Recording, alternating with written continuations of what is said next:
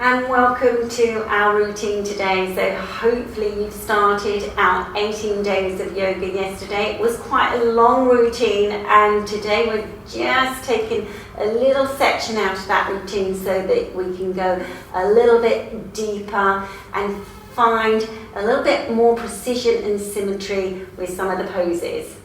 And hopefully you'll deepen your understanding of the poses, and when we get to the end of these 18 days, we're joining everything together, so you'll have a little bit more depth and understanding in your practice when you do the sequence again at the end. Yes, and the end is the 18th day, which is really a huge celebration for us. It's our National Iyengar Yoga Day, or International Iyengar Yoga Day, so hopefully you'll stick with us and join us for that special routine. Quite. Okay, so we're going to start with Tadasana. Now, I know that we've taught this before, but this comes into the very first part of our routine. It did yesterday. So remember, this week what we're practicing, we're just going to dissect the practice that perhaps some of you have practiced yesterday. Do keep on with that practice. We're just giving a little bit more information over these next few days before the next sequencing. So we start off in Tadasana. It's really important to take a little bit of time with this pose. Now, for those of you who are just new to yoga, then the feet become very important, and you have to see that you spread the toes. You spread the toes. You can see Leo's looking down at her feet here. Now what you can do is soften your knees and just go straight in, straight down there, and start to divide your toes with your hands. You can see this. So what's really important is that you have that connection with the earth. It's really important that you start to become a little bit more pliable in the feet. So don't worry if the feet are stiff at this point. That's why we practice these actions. So take the weight a little bit back into the heels, and then see you lift up through the centre of the body. Now some of you may find this quite challenging.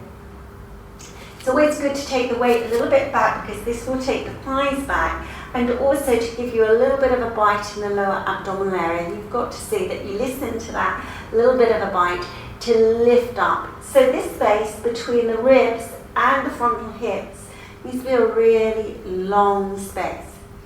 And don't forget the back body either, because the back body, where you're lengthening, is between that big sacrum bone and the ribs. You've got to make space within that area. And the ribs are quite low down. So we'll just show you on Leo here, is that actually if you trace this whole area down and find those ribs right down at the base here, there's not actually a big area between the back of the pelvis and the lower rib area. It's a band, and that band can get really tight. So all this work on your front body, you've still got to lift the out of the back as well. So you've got to consider both areas. So it's interesting, isn't it, how we have to think about so much when we're just standing. It's quite incredible. And then from there, open the chest and just be aware of your posture. So in the very beginning, this is taught our Tadasana, our mountain. So reaching down into that earth and really trying to get some stability there. And from there, lifting up. Just be aware of your breath for a few moments. Breathe into your new structure. So when you expand and open the body, then the breath has got to really come a little bit away from that surface and to become a little bit deeper. So just take a few breaths in Tadasana. So when you're practicing your yoga, your sequencing, then always make time for your Tadasana in between the poses. You'll find that this is when we digest everything.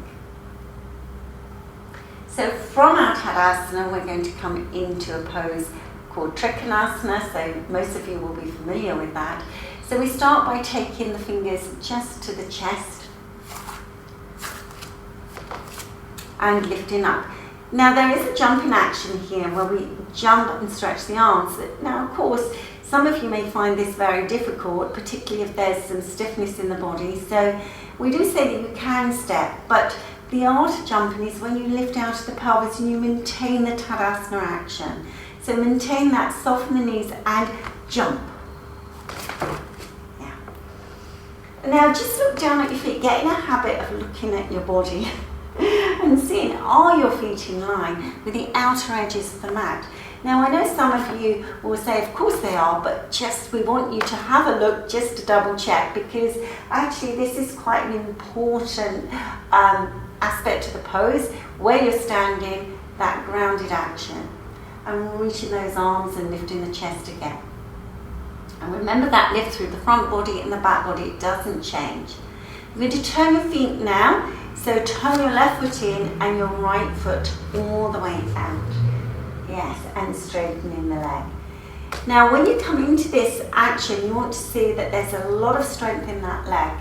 So you have to see that the outer leg, so we'll say the left leg, pushes down and grounds down very, very strongly, as if it were the foot bone were to a wall. You see, I'm going to just put my foot here for Leo, so she can really push and get some strength into that leg, because you want to have a really good leverage to hinge over laterally to the side. So keep that lift and then hinge over into Trikonasana. So you want to keep the weight back as much as possible. So I want you just to feel that pose just for a moment, take a couple of breaths and just be there. And now take a breath in and come up. So we're going to come into it again, but what I want you to do is to see that everything towards your left side, divide your body right in half, so everything through the centre of the body, you can see here, moves towards your left side. So you keep left, and then there's a little bit of resistance as you go over, so keep everything moving. It's like a sliding door from the centre to the left outer edge and coming into the action. And just be there for a few moments, seeing that the front body moves to the back body, you're strong in that back leg, facial features soft, and then taking a breath in and coming up, turning the feet. So again, check the feet that you're in line. So this heel and this heel needs to be in line, that's it. So Leo's doing a little bit of adjusting here. So be sure that you keep observing what's going on in the base. Keep the arms up, turn the right foot in, and then the left foot all the way out. And lifting up through the centre of the body, pulling up the kneecaps and thighs. Now again, just feel the pose, extend over into the pose, coming to your Trikonasana, and go and see that you are grounding down with that back leg. As we said before, it's almost like you are pushing into that outer foot bone. Just be there for a few moments. Just feel the pose. Just be aware of your breath, and then take a breath in, pushing into that back foot bone and coming up. So this is the time where we're going to put a little bit more refinement into this action. So again, divide your body through that meridian line and keep everything to your right side, moving towards your right fingertips as you go over into Trikonasana. Yeah, so it slows the whole process down, and this is really important when we come on to the other lateral poses, which are a little bit more demanding.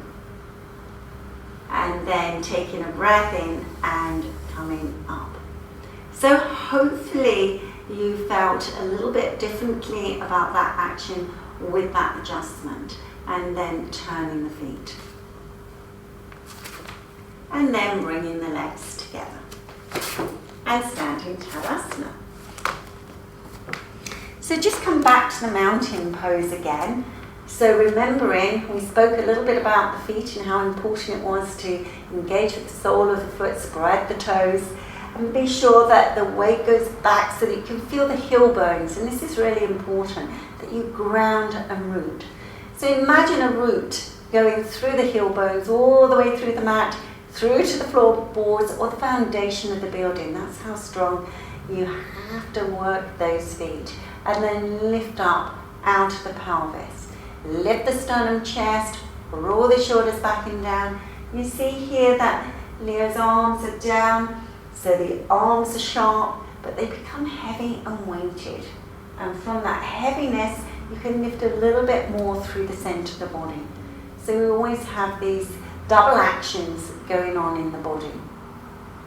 Our next pose we're going to come to is Virabhadrasana 2. Now, a lot of people struggle with this pose because one of the things with the angle pose is that you sink, quite often sink. So we're going to go through a little bit of the leg work to explain it a little bit more clearly. Hopefully you understand it when we demonstrate. So taking the fingers to the chest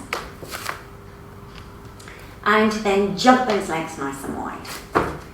Now, Leo's jumped her feet so that actually she's prepared, she's ready to go into the pose, but I'm going to ask Leo to bring the feet in a little bit. Yeah. She's going to just release her arms down because actually it's a bit tiring when somebody's talking and you happen to stay in the pose. Now, bring the feet in a little bit more. Okay. So if you're new to yoga, this will probably be the length of your stride. Okay, so Leo's going to come into Virabhadrasana 2, turning the left foot in. Now just look how this leg goes. You can see how the angle is at this slight sloping of the thigh here. Now this is fine to begin with because we've all got to start somewhere. But if I said to Leo, oh, make more of a square, then what happens is this knee comes over the foot, and this is not what we want to be practicing. So when you come into the action, you need to keep this shin perpendicular. And for today's practice, to take the back leg a little bit further back, just a little bit. Yes, yes. So it may not be as wide as this, as Leo's going into, but actually see that you're still maintaining this shin action. And so it's got to be perpendicular, a little bit more this way, that's it. So you come into this action. Now, we've got to see that also that back leg is working how we were working, and you're dividing the body, that meridian line, everything to your right goes to your, everything to your left goes to your left, and lift up through the centre of the body. Yes, and now finally, turning to look at those fingers. So be sensible with this stride. So if you know that going as wide as this is going to be a little bit troublesome at this point, just edge yourself gradually with your practice. So day by day, just see if you can increase that. And then slowly coming up. Turning the feet. Okay, so hopefully you're still practicing turning that right foot in the whole of the left foot and leg out. Lifting up. So again, see that you come into your square. Remember, look at your square and see, are you creating that square? Are you making a square with that left leg? We know in the very beginning it's really difficult to get that action because everything's very tight.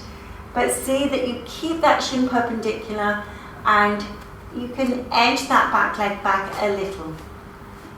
So don't go overly too far, but just make sure that actually you're coming into the stride where you can get the lift still out of the pelvis. So this is very important. You don't want to keep going down. You've got to see from this action that you're going up and then turning to look along those fingers in your Virabhadrasana 2. So very strong warrior. And then coming up, turning the feet to face forward, and then bringing your legs together. So we're going to now come into Adho, Mukha, Virasana. So just take a look at Leo's posture here. We're going to just sit back onto the heels and just be there for a moment. And just collect yourself, take a few breaths, soft inhalation, soft exhalation. Now as you go forward, you have to see that you try to keep those buttocks down towards the heels. Now we know, because we teach a lot of beginners here at the centre, that sometimes this can be very challenging and the buttocks will come off of the heels. So if you've got a cushion, a blanket, a bolster or something so that you can push the buttocks to the heels, so place something in between, then that will help you to achieve this pose. And over time those buttocks will go down to the heels and then just be in Adho Mukha Virasana. So when you're in your forward bending action, you're just releasing the spine, just let the breath be soft. And just see that as you're extending, you're becoming more aware of the breath. So although the breath is nice and soft, it's calming, just be a little bit more aware of the breath. Just imagine that the breath is extending from the outer hip to the armpit. So it's a slightly deeper breath. Keeping the arms nice and straight. And just be there for a few moments.